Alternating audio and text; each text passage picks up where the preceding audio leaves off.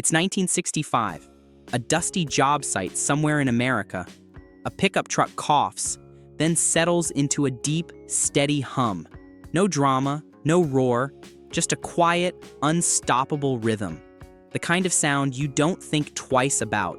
But here's the thing.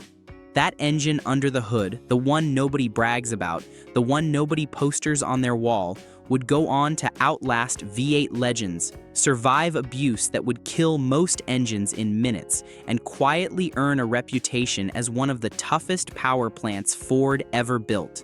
And yet, almost nobody talks about it. Most people have no idea what this engine really was. You think you know Ford engines?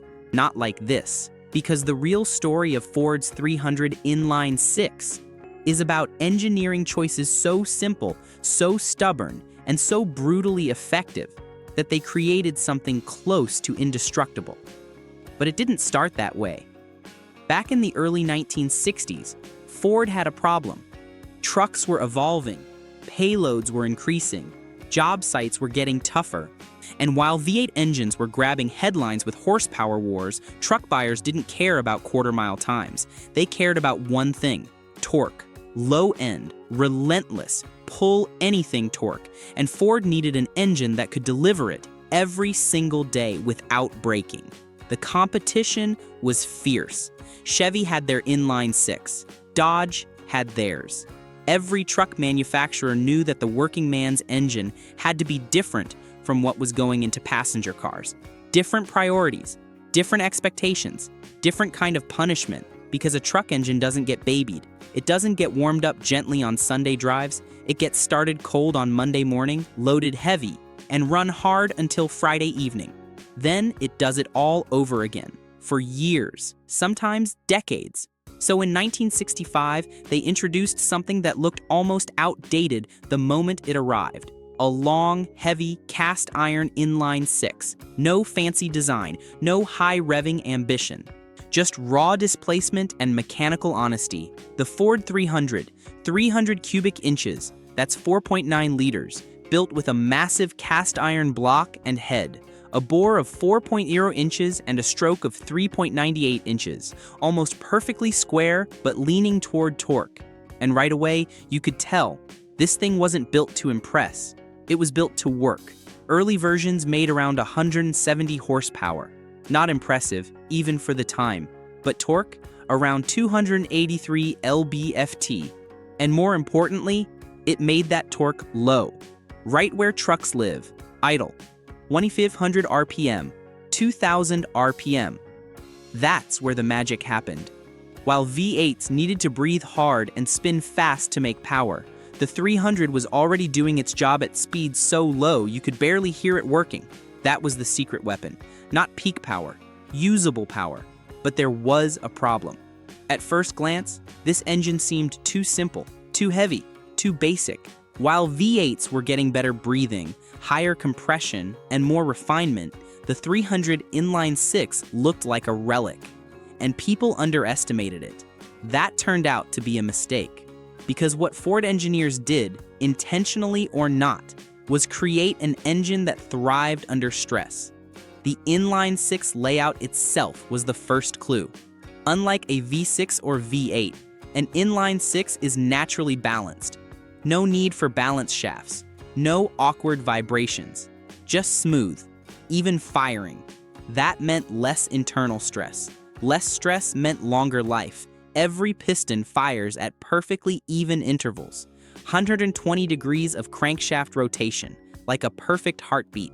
No secondary vibrations fighting against each other. No harmonics tearing at engine mounts. Just smooth, continuous power delivery. But that was just the beginning. The block was overbuilt. Thick cylinder walls, massive main bearing journals, a crankshaft that looked like it belonged in a diesel engine. 7 main bearings supporting it, not 5 like many V8s of the era. 7. That gave the crank incredible stability, especially under heavy loads. Think about what that means. Each section of the crankshaft between main bearings is shorter, less flex, less deflection under load. When you're pulling a trailer up a mountain pass in second gear, that crankshaft isn't whipping and bending like a jump rope. It's solid, stable, unbreakable. And then there was the stroke. At 398 inches, it wasn't just about displacement, it was about leverage. Longer stroke means more torque. More force applied to the crankshaft at lower RPM, which is exactly what truck owners needed. You didn't have to rev it, you just leaned on it, and it pulled. But here's where things get interesting, because while the design looked simple, it solved problems that killed other engines. Take cooling, for example. Work trucks don't live easy lives. They idle for hours. They haul heavy loads uphill. They operate in heat, dust, and brutal conditions. Engines overheat. Engines fail. Head gaskets blow. Blocks crack. Coolant boils over, and suddenly you're stranded on the side of the highway with steam pouring from under the hood. But the 300 Inline-Six had a long, straight cylinder layout that allowed for even cooling across all cylinders. No hot spots like you'd get in some V configurations. Coolant flowed cleanly from front to back, consistent temperatures, less warping, less cracking. The water pump pushed coolant through a simple, logical path. No complex routing around cylinder banks, no pockets where coolant could stagnate and overheat, just straightforward thermal management. And in the field, that made all the difference. And then there was oiling. At higher RPM, many engines of the era struggled with oil distribution. Bearings would starve, friction would spike, and suddenly, catastrophic failure. But the 300 wasn't designed to live at high RPM, it lived low. And Ford tuned its oiling system for exactly that environment. High volume, steady pressure, reliable flow to the crank and valve train. The oil pump was simple, gear-driven, predictable. It didn't need to be complicated because the operating range was narrow and well-defined. Between 1,200 and 30,500 RPM, this engine spent most of its life. And in that range, everything worked perfectly. It didn't need to be fancy. It just needed to work. And it did. In fact, mechanics started noticing something strange. These engines wouldn't die. Stories started spreading, trucks hitting 200,000 miles, then 300,000, then 400,000, some even pushing past 500,000 miles with basic maintenance. No rebuilds, no drama, just oil changes and work. One story became legendary among Ford truck owners. A UPS driver in the Midwest ran the same F-250 for over 15 years. Same engine, same transmission, over 600,000 miles. The only major work? Valve cover gaskets, that's it. You can probably guess what happened next. People started pushing them harder. Farmers overloaded them. Contractors ignored maintenance schedules. Fleet owners ran them day and night. And still, they kept going. But there was a breaking point. Every engine has one. And for the 300 Inline-Six, it wasn't internal failure. It was neglect. Run it without oil? It would complain, but survive longer than it should. Overheat it? It might warp slightly, but keep running. Abuse it daily? It adapted. There are stories, maybe legends, maybe truth, of these engines running with oil pressure so low that the warning light stayed on. For miles, for days. Any other engine would seize. This one, it rattled, it complained, it smoked, but it ran. That kind of tolerance isn't designed. It's the byproduct of conservative engineering, of overbuilding every component, of leaving margin where other manufacturers cut it thin. What they discovered next changed everything. Because in testing and in real-world use, this engine proved something rare. It didn't just survive abuse, it tolerated it. That's a completely different level of engineering resilience. Surviving means making it through. Tolerating means absorbing punishment and continuing to function properly. Not just limping along, but actually working. And that's what set the 300 apart. By the 1970s, emissions regulations started tightening. Compression ratios dropped across the industry. Engines lost power. The muscle car era began to fade. V8s that once made 400 horsepower were suddenly strangled down to 200. Performance died. Efficiency was mandated but not yet mastered. It was an awkward, frustrating transition. And yet, the 300 Inline-Six kept going. Compression ratios dropped from around 9.0.1 down to the low 8s. Horsepower dipped, but torque stayed usable, reliable. Because, again, this engine wasn't about peak numbers, it was about consistency. When you're only making 170 horsepower to begin with, losing 20 doesn't kill you. When your torquey curve is flat and low, emissions equipment doesn't strangle the life out of performance. The 300 adapted, catalytic converters, EGR valves, air pumps. It took it all in stride. In the 1980s, Ford updated it with electronic fuel injection.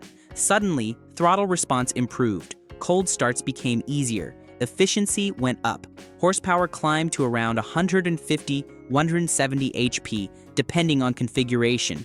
Torque hovered near 260, 280 lb-ft.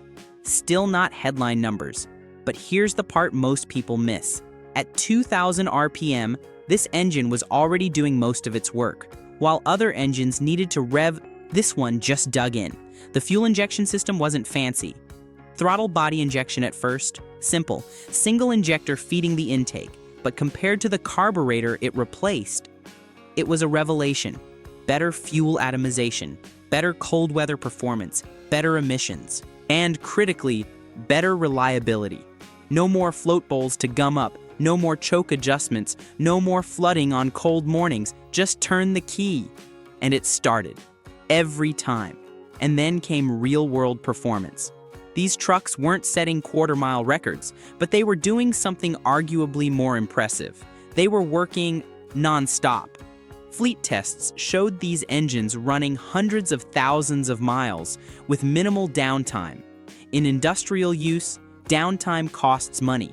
A broken engine isn't just an inconvenience, it's lost income. And the 300 Inline-Six minimized that risk. There are documented cases of delivery trucks exceeding 500,000 miles, some hitting 700,000 with only minor repairs. Valve jobs, gaskets, accessories, water pumps, alternators, starters, the stuff that wears out on any vehicle. But the bottom end? Untouched. That crankshaft, those bearings, that block, they just kept going. Mechanics loved it. Not because it made them money, but because it rarely came back with serious problems. One mechanic reportedly said, "If this thing fails, it's because someone tried to kill it." And honestly, that wasn't far from the truth. But there was another side to the story. Because while the 300 Inline-Six was dominating in durability, it was being ignored in performance. No racing pedigree, no flashy upgrades, no factory-backed high-performance versions. Or so it seemed. Because underground, people started experimenting, turbocharging, carb swaps, cam upgrades. And suddenly, this boring engine started showing potential. With forced induction, the strong bottom end handled boost surprisingly well. That thick block and forged-like durability meant it could take punishment. Enthusiasts were pushing these engines beyond 300 horsepower. Some builds went even higher. 10 pounds of boost, 15, 20. The engine absorbed it. Because all that overbuilt architecture designed for durability suddenly became the foundation for serious power. Those thick cylinder walls could handle the pressure, that heavy crankshaft could handle the stress. Those 7 main bearings distributed the load perfectly, but Ford never officially leaned into that. Why? Because that wasn't the point. The 300 Inline-Six wasn't built to win races. It was built to win time, years, decades, and it did exactly that. Production continued from 1965 all the way to 1996. Think about that. Over 30 years of continuous production in an industry that constantly reinvents itself. That kind of lifespan is almost unheard of. 3 decades. Through the muscle car era, through the oil crisis, through the malaise era, through the SUV boom. The world changed around it, and it just kept running.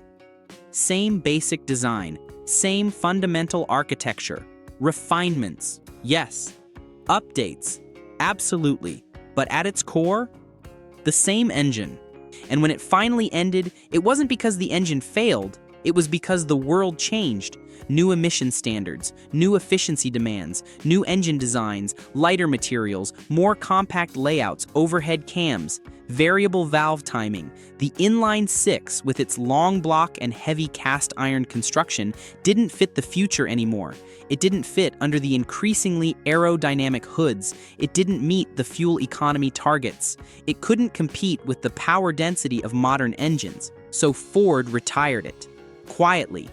No grand farewell, no celebration, just gone.